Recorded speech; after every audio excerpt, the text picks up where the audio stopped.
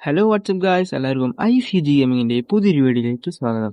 Granny game കളിച്ചിട്ടുള്ളവരായിരിക്കും നമ്മൾ ഓരോരുത്തർ. പക്ഷേ ഗ്രാനി ഗെയിമിന് ഒരു സ്റ്റോറി ഉണ്ടെന്ന് പറഞ്ഞാൽ നിങ്ങളത് വിശ്വസിക്കുമോ? അതേ ഗൈസ്, വിശ്വസിച്ചേ തീരൂ. കാരണം ഡെവലപ്പർ ഇറക്കിയ മിക്ക ഗെയിമുകളുടെയും ഒരു കണക്ഷൻസ് ഈ ഗെയിമുകൾ തമ്മിലുണ്ട്.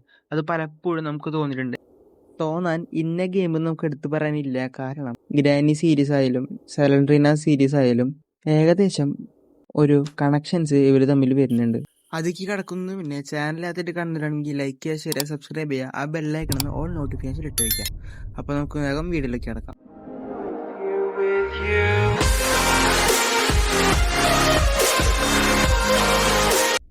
അത് പറയുന്നതിന് മുന്നേ ഗെയിമിനെ കുറിച്ച് പറയാം.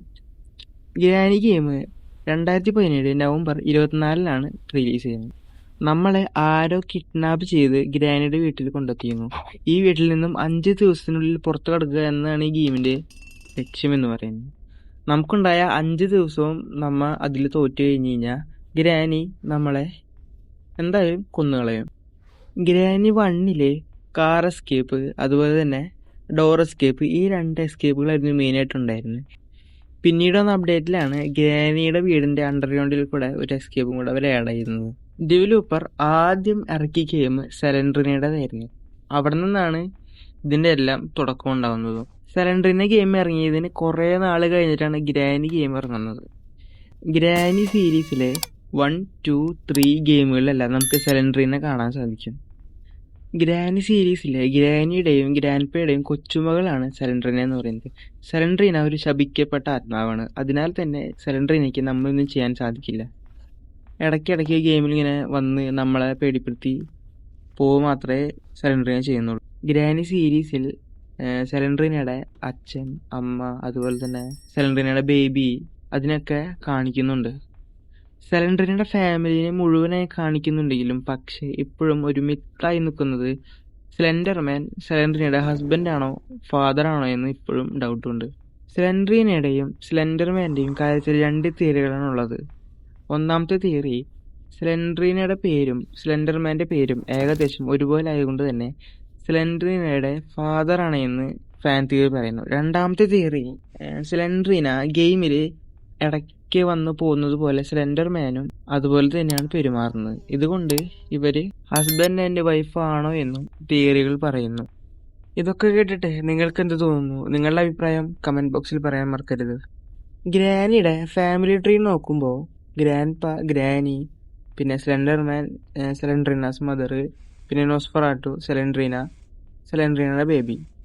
ഗ്രാനി സീരീസ് 1 സെലൻട്രീനയുടെ ടെഡി ബെയർ തൊട്ടിലിൽ കൊണ്ടുവരണം. അപ്പോൾ നമുക്ക് സെലൻട്രീനെ കാണാൻ സാധിക്കുന്നു. കൂടാതെ അങ്ങനെ ചെയ്താൽ മാത്രമേ ഗെയിമിൽ ഒരു ട്രൂ എൻഡിങ് കിട്ടുള്ളൂ എന്നുകൂടി പറയുന്നു. സെലൻട്രീന ഗ്രാനി സീരീസ് 2 വരുമ്പോൾ സെലൻട്രീനയുടെ ബേബിനെ കൊന്നതിന് ശേഷം അവിടെ സെലൻട്രീനയുടെ തല മാത്രം കാണപ്പെടുന്നു. ഇനി അത് ഗ്രാനി സീരീസ് 3 വരുമ്പോൾ സാധാരണ പോലെ സെലൻട്രീന നമ്മുടെ മുന്നിൽ വന്ന് നമ്മളെ വെടിവെച്ച് പോവുകയേ ചെയ്യുന്നുള്ളൂ. സെലൻട്രീനയുടെ ഹസ്ബൻഡായ നോസ്ഫെറാട്ടു കൂടുതലും ഒരു മരിച്ച വ്യക്തിയായിട്ടാണ് ഗെയിമുകളിൽ കാണിച്ചിരിക്കുന്നത്. കാരണം സെലൻട്രീന ദ ഫോറസ്റ്റിൽ നോസ്ഫെറാട്ടുവിൻ്റെ ശവപ്പെട്ടി തുറക്കുമ്പോഴാണ് ഗെയിം അവസാനിക്കുന്നത്.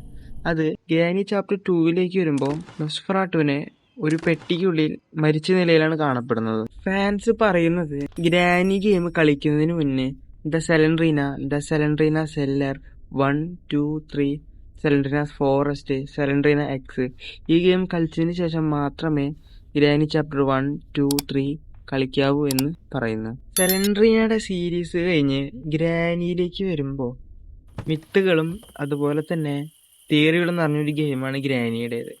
കാരണം അതിലൊന്നാമത്തെ മിത്ത്, ഗ്രാനി ചാപ്റ്റർ 1 നിന്ന് എന്തിനാണ് സെലൻട്രീനാസ് മദറിനെ ഒരു റൂമിൻ്റെ ഉള്ളിൽ ചങ്ങലക്കിട്ടിരിക്കുന്നത്. രണ്ടാമത് ഗ്രാനി ചാപ്റ്റർ 2 നിന്ന് നോസ്ഫെറാട്ടുവിനെ എന്തിനാണ് ഒരു ചങ്ങലയിട്ട പെട്ടിക്കുള്ളിൽ ശവശരീരം സൂക്ഷിക്കുന്നത്.